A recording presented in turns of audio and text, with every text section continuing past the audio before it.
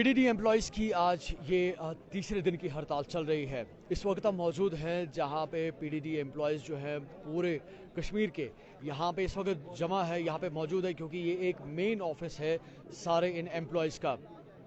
अगर overall level पे देखें तो हमें ये नज़र आता है कि इनकी जो मांगे हैं, जो इन्होंने खासकर 4 डिमांड्स को लेकर बात की है, जिसमें खासकर सबसे पहले बात होती है कि जो प्राइवेटाइजेशन है। दूसरी इनकी जो डिमांड है वो यहाँ पे सामने आ रही है कि जो इनके जो पुराने कॉन्ट्रैक्चुअल या जो डेली वेजर्स थे उनको मुस्तकिल किया जाए, क्योंकि इनका जो पॉइंट है इस प्राइवेटाइजेशन को लेकर, इनका मानना है कि अगर प्राइवेटाइजेशन होती है तो जो अभी तक जहाँ पे जो डेली वेजर एम्प्लॉयज़ है या कॉन्ट्रैक्चुअल एम्प्लॉयज़ है तो उनकी नौकरी पे बात आ सकती है। इस हवाले से अगर हम देखें पूरे जम्मू कश्मीर में काफ़ी जगह पे इस तरह के जो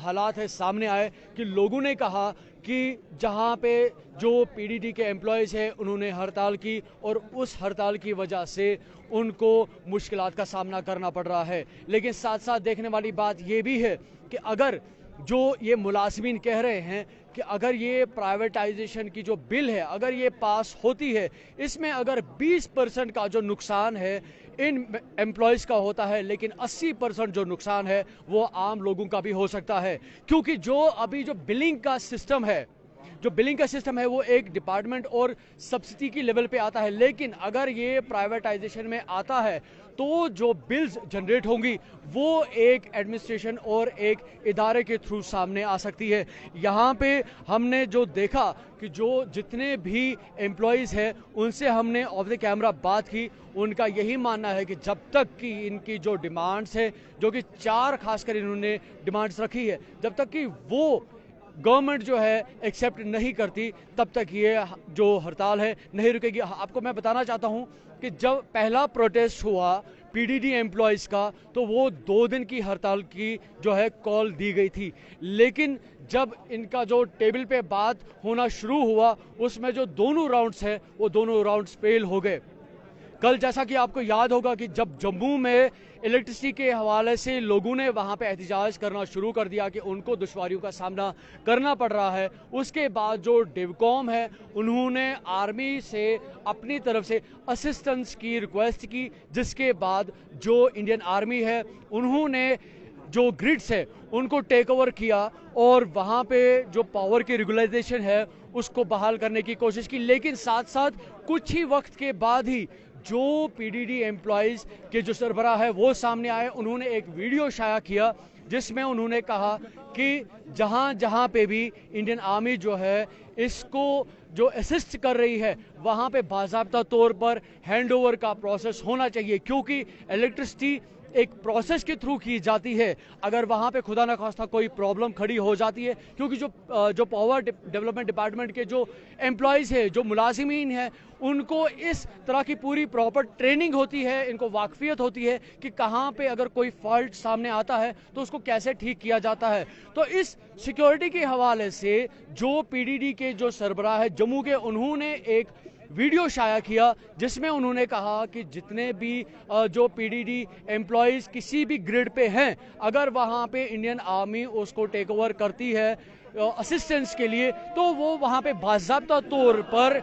उनको हैंडओवर करे, ताकि अगर खुदा ना खास्ता कहीं पे जानी या माली नुकसान सामने आता है तो उसकी जिम्मेदारी पीडीडी डिपार्टमेंट की नहीं होगी। इस वक्त मैं कोशिश कर रहा हूँ कि जो यहाँ पे मुंशी माजिद है, जो अभी इस पूरे तंजीम के सरबराह है, वो अभी बात कर रहे हैं एक और चैनल के साथ, लेकिन उसके बावजूद हमारे साथ यहाँ पे और भी जो डिपार्टमेंट के जो मुलाजिमीन है, मैं इनसे बात करने की कोशिश करूँगा। सर मुझे बताएं कि आज तीसरा दिन है, जम्मू में जो इलेक्ट्रिसिटी है वो कहीं कहीं जगह पे बहाल हो गई है और पीडीडी वहाँ पे लाचार नज़र आ रही है। मुझे बताएं कि क्या जो आपने एक जॉइंट प्रोग्राम मुनक्किद किया हुआ है जम्मू कश्मीर में, क्या इस तरह से कहाँ पे देखते हैं आप इस प्रोटेस्ट को? देखिए, पहले तो मैं आपका शुक्रिया अदा करना चाहूँगा कि आप यहाँ पे आए और हमारी आवाज़ बन के हमारे गवर्नमेंट को हमारी आवाज़ पहुँचा रहे हो। जैसे कि आपने पूछा स्ट्राइक के रिलेटेड, स्ट्राइक का जो रीज़न था, पहले हमें रीज़न देखना है क्या है। रीज़न ये है कि जो हमारा पीडीडी है ऑलरेडी कॉपरेशन बनाई ही हुई है इन्होंने। तो अब के दौर में कुछ दिन पहले इन्होंने एक एडवाइजरी भेजी थी मिनिस्ट्री ऑफ पावर इंडिया से, जिसमें कहा गया था कि आप जॉइंट वेंचर्स ले सकते हो पावर ग्रिड ऑफ इंडिया के साथ। तो अनफॉर्चुनेटली विदाउट एनी स्टडी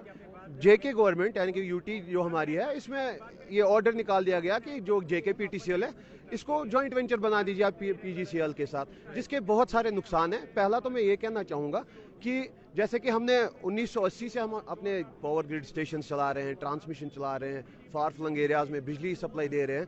तब से अगर अब तक हम केपेबल थे, क्या आया कि अब हम एक ही दिन में नाकाबिल हो गए। दूसरी जो हमारी जो मांग थी, व्हाइट पेपर एक इशू किया जाए जो आपने अनबंडल किया है डिपार्टमेंट, तो आया हमको भी बताइए उसमें फायदे क्या हुए हैं, और जो आपने उस टाइम हमारे साथ वादे किए थे क्या वो फुलफिल किए हैं। आपने जो SO 109 आपने इशू किया था वो फुलफिल हुए हैं, जिसमें हम देखेंगे कि पीडीएल टीडीएल जो है यानी कि डेली वेजेस बिजली घर के, उनकी रेगुलराइजेशन ऑर्डर्स 2019 से उनके ऑर्डर्स निकल नहीं रहे हैं। एक छोटा सा ऑर्डर निकालना वो नहीं हो रहा है कॉर्पोरेशन में, तो बड़े बड़े ये जो डिसीजंस हैं वो कैसे ले पाएंगे। क्या ये बात सही है कि गवर्नमेंट कह रही है कि इनकी जो मांगे थी उसमें से जो 2 इंपॉर्टेंट मांगे हैं वो हमने एक्सेप्ट कर ली है, अब इस प्रोटेस्ट का करने का कोई मकसद नहीं है? नहीं, acceptance bye verbal means nothing. कल को वो बोल सकते हैं नहीं जी अब डिस्कशन करना पड़ेगा, इस पे वापस टेबल पे आइए, लिखित में देना। और जो हमारे साथ बात करने आते, जो राउंड ऑफ टॉक्स हो रहे हैं हमारे साथ अभी के टाइम पे, हम कश्मीर की बात अगर करेंगे, हमारे साथ हमारे एमडी साहब आए बात करने, केपीडीसीएल, और चीफ इंजीनियर साहिबान आए हैं, तो उनकी ज्यूरिडिक्शन है भी नहीं है, वो कुछ लिख दे भी नहीं सकते हैं। हम मांग कर रहे हैं कि प्रिंसिपल सेक्रेटरी जो कि ऑथराइज्ड और कॉम्पिटेंट अथॉरिटी है वो हमारे पास आए, हमको लिखित दें, हमको आश्वासन दें, एश्योर करें हम लोगों को, तो हम भी सोचेंगे इस बारे में। हम भी चाहते हैं कि लोग सफर ना करें, हमारा डिपार्टमेंट सफर ना करे। क्योंकि सर जो प्रोटेस्ट है जम्मू में भी चल रहा है और कश्मीर में भी चल रहा है। जम्मू में सूरत हाल खड़ी होगी कि लोगों ने कहा कि हम जी बिजली के बगैर है, हमारे जो लोग हैं या हमारे जो बच्चे हैं इलेक्ट्रिसिटी के बगैर नहीं चल सकता। अब अगर कश्मीर की बात करते हैं, कश्मीर में अभी सर्दियों का मौसम बड़ी शिद्दत में है, काफ़ी सारे लोग जो है ऑक्सीजन पे हैं, बच्चों को हीटिंग की एक नीड है, तो उन चीज़ों को मद्देनज़र रखते हुए आपने देखा होगा कि कल कई ऐसे इलाके हैं डाउनटाउन के, खासकर जहां पे एहतजाजी मुजाहरे हुए, उन्होंने कहा कि इलेक्ट्रिसिटी ना होने की वजह से हमें इन मुश्किलात का सामना करना पड़ा। कई जगह पे ऐसे भी मनाजिर सामने आए कि जो आम लोग हैं उन्होंने खुद तरसीली लाइनें जो है ठीक करने की कोशिश की। तो आपको क्या लगता है कि गवर्नमेंट को अभी आपके इस प्रोटेस्ट को कितना संजीदगी से लेना चाहिए? एक और, क्योंकि मैं खास बात आपसे कहना चाहता हूँ कि लोगों का मानना है कि पीडीडी एम्प्लॉयज़ की वजह से ये सब हो रहा है। देखिए, पहले तो मैं आपको ये बताना चाहूँगा कि गवर्नमेंट को क्यों चाहिए कि हमारे जो मांगे हैं, जेन्युइन डिमांड्स हैं, वो फुलफिल करे, क्योंकि अगर वो नहीं कर रहे हैं तो हमारी आवाम जो है नुकसान में जा रही है, पावर सप्लाईज नहीं मिल रही है। अगर गवर्नमेंट सीरियस नहीं हो रही है तो इनडायरेक्टली एक्चुअली गवर्नमेंट ही उनको सफ़र करवा रही है। अब जैसे कि आपने दूसरा सवाल पूछा कि लोग कह रहे हैं कि जो पीडीडी मुलाजमीन है उनकी वजह से पावर सप्लाई नहीं है। देखिए, हमने जो स्ट्राइक की कॉल ली थी वो हमने ली थी कि हम काम नहीं करेंगे, जो खराब होगा वो ठीक नहीं करेंगे, जो ठीक है वो ठीक ही रहेगा। ठीक है, तो हमारी वजह से कोई प्रॉब्लम नहीं हो रही है। अब ये हो रहा है कि हम रेस्टोरेशन नहीं कर पा रहे हैं, लेकिन ये लोगों के लिए भी है, खाली हमारे लिए नहीं है। अभी हम फोर फ्रंट पे हैं, इसलिए लगता है कि पीडीडी एम्प्लॉयज कर रहे हैं। देखिए क्या होगा, अगर पीडीडी है एक बहुत ही बड़ा महकमा है, पीडीडी बहुत ही बड़ा महकमा है।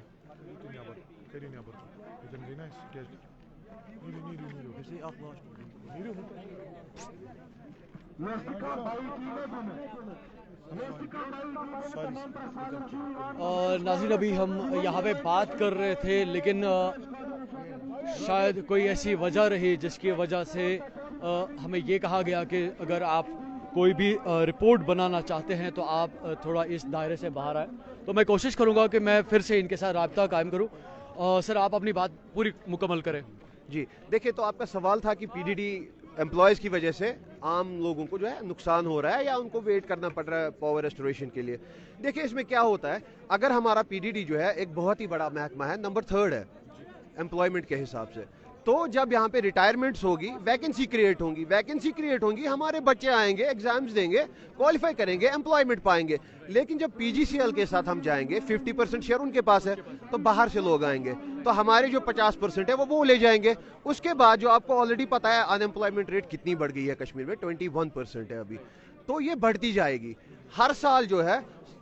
हज़ारों में इंजीनियर्स निकलते आ रहे हैं, ग्रेजुएट्स हैं, मास्टर्स करके लड़के आ रहे हैं, अनएम्प्लॉयमेंट रेट बढ़ती जा रही है। तो एक्चुअली हम लोगों के लिए ही खड़े हैं यहाँ पे। बज़ाहिर ऐसा लग रहा हो कि पीडीडी एम्प्लॉयज़ हड़ताल कर रहे हैं, हम हड़ताल कर रहे हैं लोगों के लिए, ताकि अनएम्प्लॉयमेंट जो है वो कम हो जाए, हमारी जो वर्किंग अपॉर्चुनिटीज़ है वो ख़त्म ना हो, जो हमारे रिसोर्सेज और एसेट्स हैं वो कश्मीरियों के पास रहे। हमने खून से सींचा है इस डिपार्टमेंट को, इस पे हक हमारा होना चाहिए, हमारे लोगों का होना चाहिए। तो बस यही हमारी कुछ डिमांड्स थी जो हमने आपके सामने रखी है। नाज़रीन, क्योंकि आपने सुना कि इनका मानना है कि इस हड़ताल को करने के जो वजूहात है, बहुत ही सारे जो इन्होंने अपने जो पॉइंट्स है वो शेयर किए, लेकिन इनका आखिर में ये भी कहना है कि जब तक कि इनकी जो डिमांड्स है वो फुलफिल नहीं होती, तब तक ये जो प्रोटेस्ट डिमॉन्स्ट्रेशन है ये बिल्कुल जारी रहेगी। मैं अपने कैमरामैन से गुजारिश करूंगा कि वो आपको पीछे की जो मनाजिर है वो भी दिखाएं, कि जिस हिसाब से आप देख सकते हैं कि जितने भी मुलाजिमीन है डिपार्टमेंट के, वो सामने यहाँ पे इस वक्त इस इजलास में मौजूद है। और यहाँ पे ये जहाँ पे जितने भी लोग हैं सिर्फ इस बात को लेकर यहाँ पे खड़े हैं कि जो प्राइवेटाइजेशन के बारे में बात की जा रही है वो प्राइवेटाइजेशन नहीं होनी चाहिए। चैनल 1 के लिए मैं हूं मीर उमर, श्रीनगर।